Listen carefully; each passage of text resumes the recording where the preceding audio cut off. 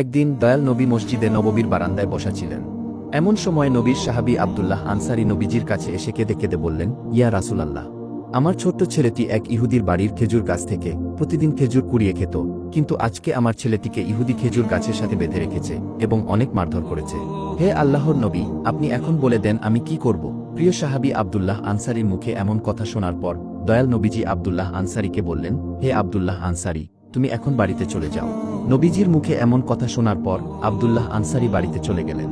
কিছুক্ষণ পর প্রিয় নবীর সাহাবী হযরত আবু বকর সিদ্দিক রাদিয়াল্লাহু তাআলা আনহু মসজিদে নববীর মধ্যে এসে দেখলেন দয়াল নবী দুটি চোখের পানি ছেড়ে কাঁদছেন। আবু বকর সিদ্দিক রাদিয়াল্লাহু তাআলা আনহু তখন নবীজিকে বলতে লাগলেন, ইয়া রাসূলাল্লাহ, আপনার চোখে পানি কেন? কে আপনার মনে কষ্ট দিয়েছে? আমি আবু বক্করকে বলুন।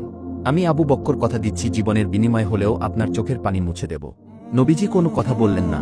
এর কিছুক্ষণ পর হযরত ওমর রাদিয়াল্লাহু তাআলা আনহু মসজিদের বারান্দায় এসে দেখলেন প্রিয় নবী কান্না করছে। তখন হযরত ওমর রাদিয়াল্লাহু তাআলা আনহু গর্জে উঠে বললেন, ইয়া রাসূলাল্লাহ, আপনার চোখে পানি কেন? আপনি কান্না করছেন কেন ইয়া রাসূলাল্লাহ? আমি উমরকে বলুন কে আপনার মনে কষ্ট দিয়েছে, আমি কথা দিচ্ছি তার গর্দান আমি আপনার সামনে এনে উপস্থিত করব। নবীজি তারপরও কোনো কথা বললেন না। এর কিছুক্ষণ পর হযরত আলী রাদিয়াল্লাহু তাআলা আনহু মসজিদে নববীর মধ্যে এসে দেখলেন দয়াল নবী কান্না করছেন।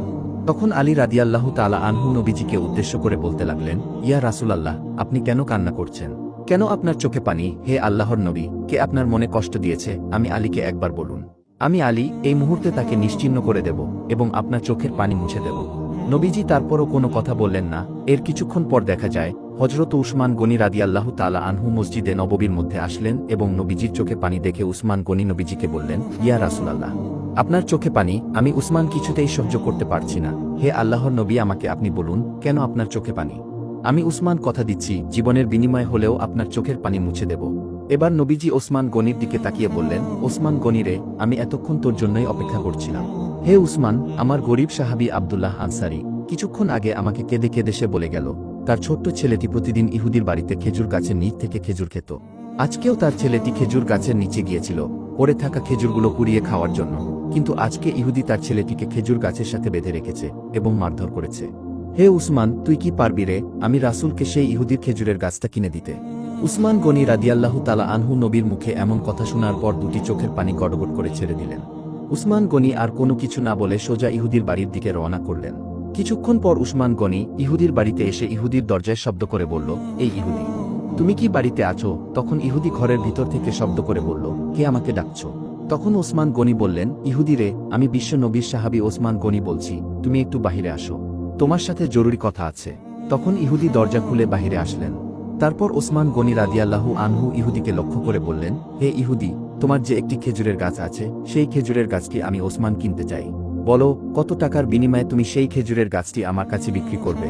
তখন ইহুদি মনে মনে চিন্তা করল, ওসমান এত বড় ধনী ব্যক্তি আমার একটি খেজুরের গাছ কিনতে এসেছে, নিশ্চয়ই তাহলে অনেক বড় দাম পাওয়া যাবে। এবার ইহুদি ওসমান গনিকে লক্ষ্য করে বলল, হে ওসমান, আমি আমার খেজুর গাছটি বিক্রি করতে পারি, তবে একটি শর্ত আছে। শর্তটি হলো, আমার এই গাছের বিনিময়ে তোমার বাড়ির পাশে যে 100টি গাছ বিশিষ্ট একটি বাগান আছে সেই বাগানটি আমার নামে লিখে দিতে হবে। তখন উসমান গনি রাদিয়াল্লাহু তাআলা আনহু ইহুদির দিকে তাকিয়ে বললেন, ইহুদিরে, আমি রাসূলের চোখে পানি দেখে এসেছি। এরে ইহুদি, আজকে রাসূলের চোখের পানি মোছার জন্য যদি আমি উসমানের 100 গাছ বিশিষ্ট বাগানটি না চেয়ে আমি উসমানের তামাম জিন্দেগির সমস্ত সম্পদগুলি চাইতি, আমি আল্লাহর কসম খেয়ে বলছি, দয়াল নবীর চোখের পানি মোছার জন্য আমি উসমানের সমস্ত সম্পত্তি তোকে আজকে দিয়ে দিতাম। অতঃপর হযরত উসমান গনি রাদিয়াল্লাহু আনহু 100টি গাছের বাগানের বিনিময়ে ইহুদির কাছ থেকে একটি খেজুর গাছের দলিল নিয়ে মসজিদে নববীর দিকে রওনা করলেন।